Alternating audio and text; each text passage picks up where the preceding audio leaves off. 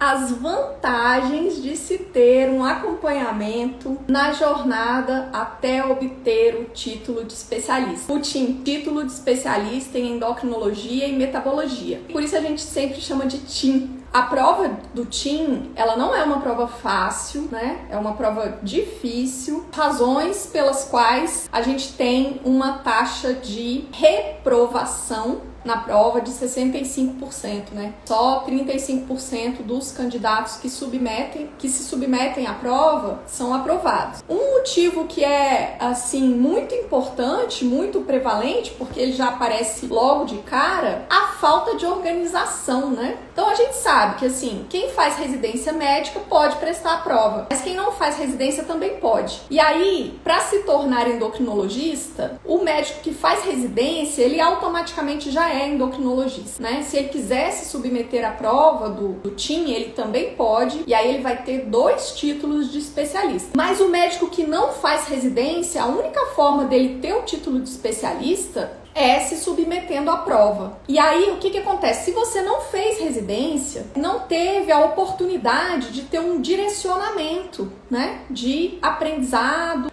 dentro da endocrinologia. Então, quando você pensa em fazer a prova de título, a primeira coisa que vem à sua cabeça é: gente, por onde eu vou começar? O que eu devo começar estudando primeiro? Então, assim, sem ter um direcionamento, vai ser mais complicado você definir por onde começar. O que é interessante? Será que existe, né, uma lógica para uma sequência do por onde começar a estudar? Ou será que não? Será que isso é individualizado? Será que não é? Então, assim, esses aspectos, eles vão passar despercebidos por você. Se você tiver um acompanhamento, isso vai ser bem estabelecido e definido. Outra coisa, quantas horas eu devo estudar por dia, né? Será que isso, o que eu tô fazendo tá suficiente? Muita gente às vezes tá assim, tá no meio do caminho, né, da preparação. Será que essa organização que eu fiz é realmente uma organização que vai me levar ao sucesso, ou será que não? Enfim, né, vem tudo isso. Tem muita gente que acha que esse caminho, né, que essa trajetória, ela deve ser solitária. Eu tô aqui para te mostrar por várias razões que esse não é o melhor caminho, né? Se você for de uma forma solitária, se for fazer carreira solo, as suas chances de sucesso vão ser menores, com certeza.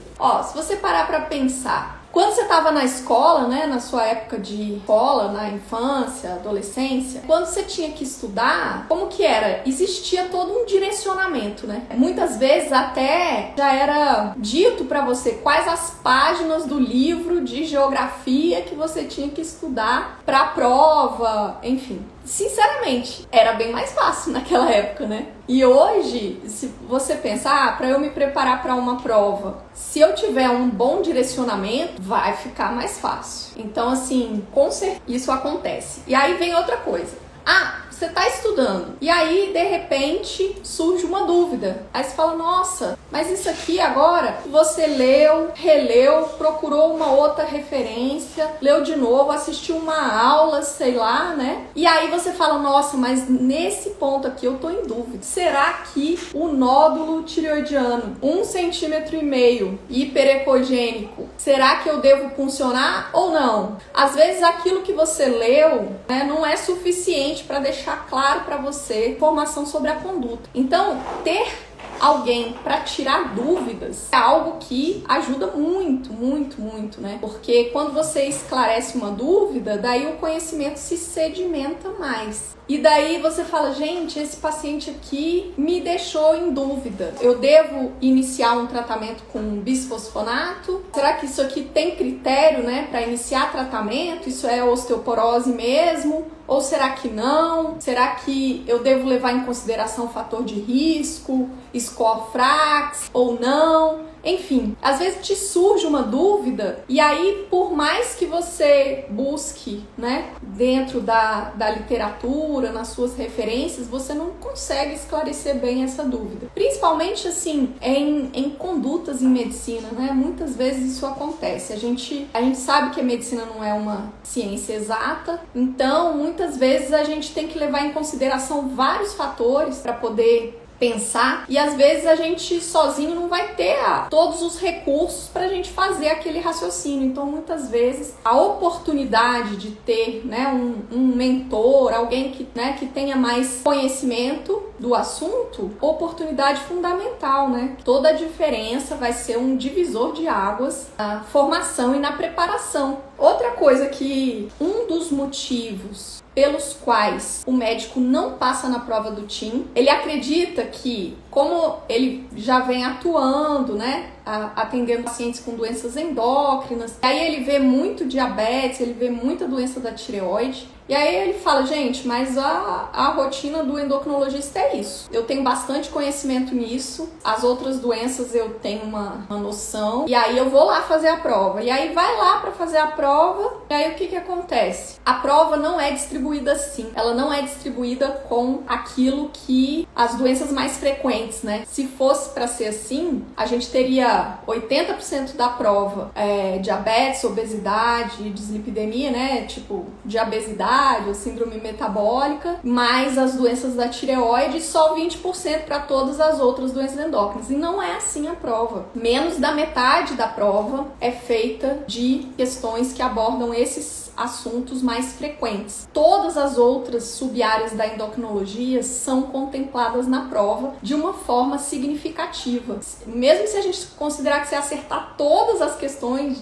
das doenças frequentes, mesmo assim você vai estar longe de ser aprovado. Para você adquirir os conhecimentos nas demais sub-áreas da endocrinologia, né, que vão contemplar doenças menos frequentes, inclusive várias doenças que são raras, você aprender sobre essas doenças sozinho é um caminho bem mais difícil. Você tendo um acompanhamento, um direcionamento nessa preparação e nesses estudos, daí você tem uma possibilidade de uma preparação muito mais adequada e que vá de encontro àquilo que a prova espera de você. Porque a gente tem que pensar assim, se você entra numa guerra, você tem que entrar preparado, né? Você tem que conhecer o inimigo. Então eu gosto de fazer essa comparação porque assim, você não pode chegar muito amador. Então se você se prepara da forma correta, quer dizer, você vai ser questionado do quê? Se você é capaz de responder como especialista. Então se aparecer com qualquer doença endócrina, você vai ter condições de abordá-lo, né? Outra razão que faz com que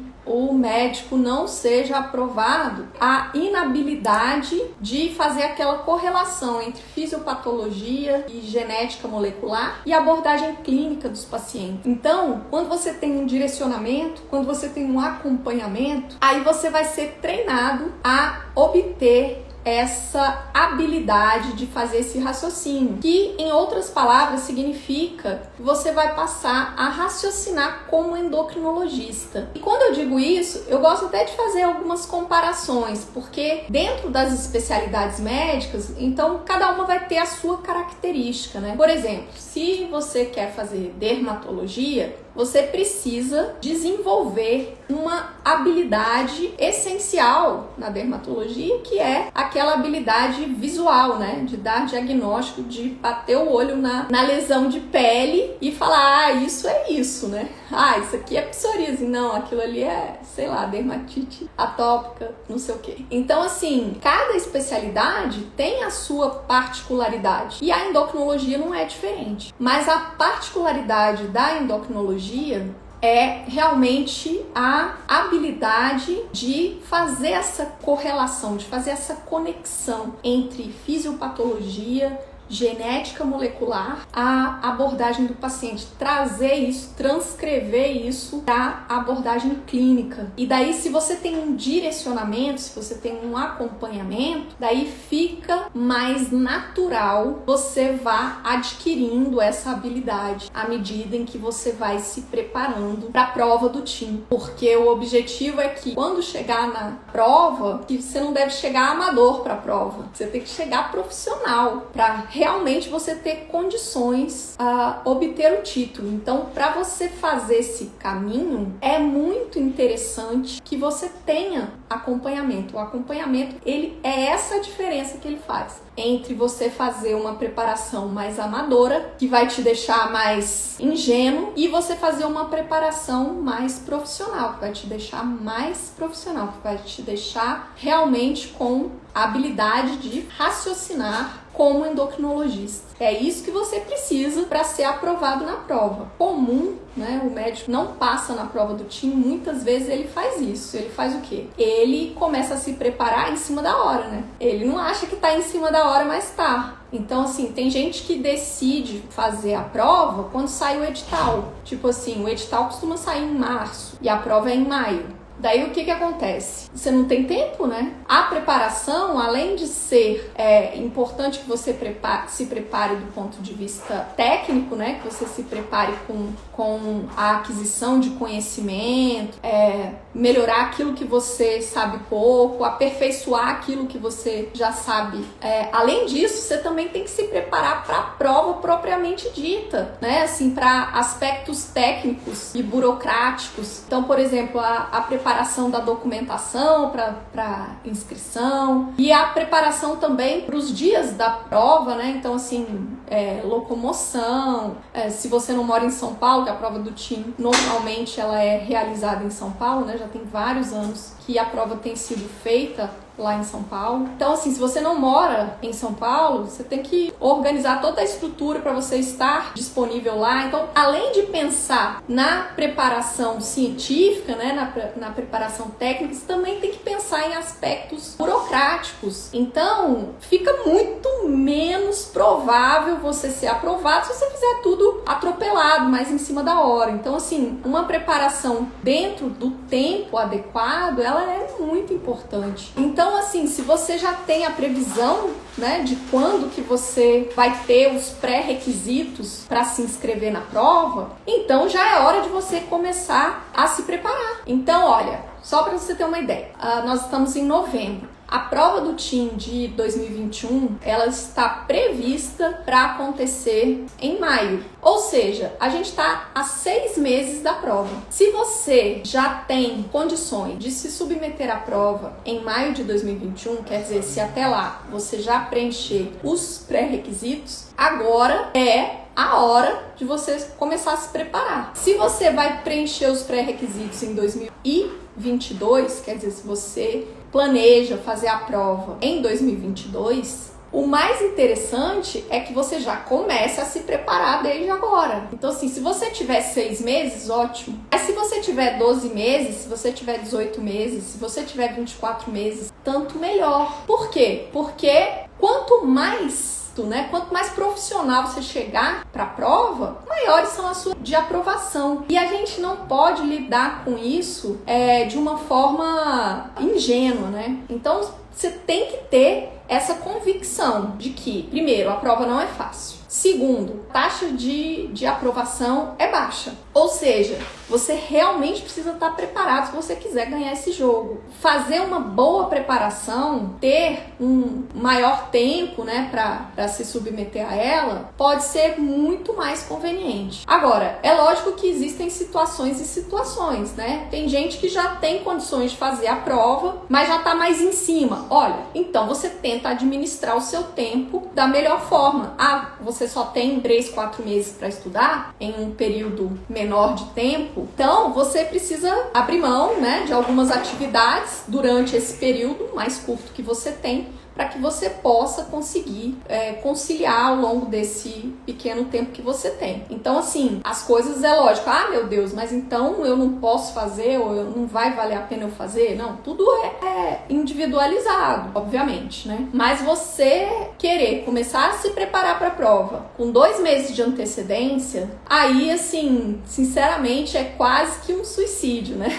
Então, assim, pelo menos, né, um tempo que permita, desde que você consiga fazer ajustes na sua rotina e deixar mais tempo livre para você estudar ao longo de um intervalo, né, de 3 meses, 4 meses, seria adequado, mas, ou seja, você tem que fazer um esforço para poder encaixar essa preparação, né, e abrir mão de outras atividades, enfim, o que nem sempre é possível. Então, assim, esse fica sendo um plano B, né? O plano A deve ser realmente um tempo razoável e adequado para você se organizar e, como eu falei, além de estudar dos outros pontos, das questões burocráticas, né? E tudo mais. Então, assim, o direcionamento para a preparação da prova é como se fosse assim, vamos fazer aqui a probabilidade de você tropeçar, de você, né, um buraco, uma pedra no caminho, acabar caindo, é maior. Se você tiver de mão dada com alguém, as chances são que você vai conseguir atravessar esse caminho e chegar até o destino, né? O destino nosso aqui, a obtenção do título de especialista com excelência. Então, assim, eu sempre gosto de reforçar isso. Não é o que eu defendo, não é simplesmente você obter o título de especialista. O que eu defendo é você se tornar um endocrinologista competente, ter o seu título de especialista merecido. Então é realmente assim você se preparar de uma forma realmente adequada para que você possa, né, obter o título de especialista de verdade, merecendo ele mesmo. A mensagem que eu queria passar era essa, porque se você for lá falar assim, legal, então agora eu descobri que tenho os pré-requisitos, então eu vou me inscrever para a prova, e aí você vai, né, e se inscreve lá, vai lá, faz a prova, você é reprovado, né? Porque realmente você não estava preparado. Em contraste com isso, né, a gente tem a situação de você ter um acompanhamento e fazer uma preparação realmente eficiente, que te dê chances reais, né, de ser aprovado. Então, obter o título de especialista em endocrinologia, mesmo para quem não fez residência médica, é algo possível, é algo viável e é algo que realmente vale a pena buscar, né? É um objetivo que vale muito a pena. Se você gosta de endocrinologia, se você se interessa pela especialidade a ponto de querer atuar nela, né, ao longo da sua vida profissional, então vale muito a pena, vale muito a pena. Não é fácil. Então é possível, é factível, é viável, mas não é fácil. Então, assim, requer um esforço. E esse esforço inclui preencher os pré-requisitos para se inscrever na prova, se preparar de uma forma realmente eficiente para ser aprovado nela, porque também não adianta você se inscrever e não passar. Então, assim, isso também não resolve nada. Então, você precisa das duas coisas. Você precisa preencher os pré-requisitos e se preparar de uma forma realmente coerente à possibilidade de ser aprovado nela.